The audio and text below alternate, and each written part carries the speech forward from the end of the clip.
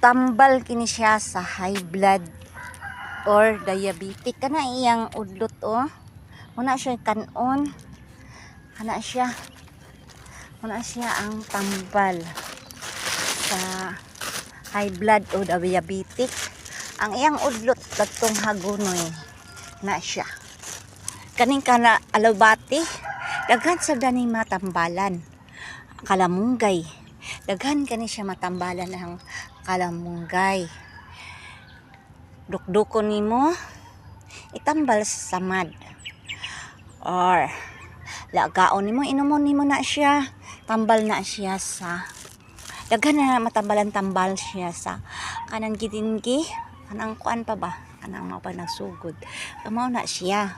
Or di diabetic, daghan kay tambal sa ani basta diri sa Pilipinas.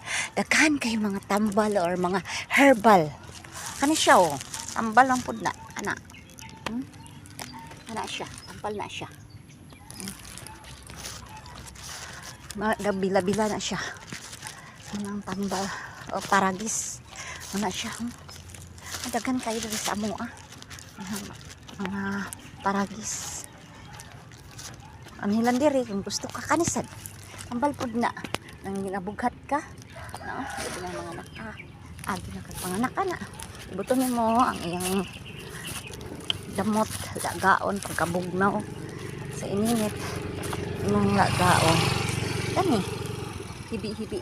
Tambal gyapon na siyang hibi-hibi. Daghan kay mga tambal diri sa Pilipinas. Kana hagunoy, mga siya.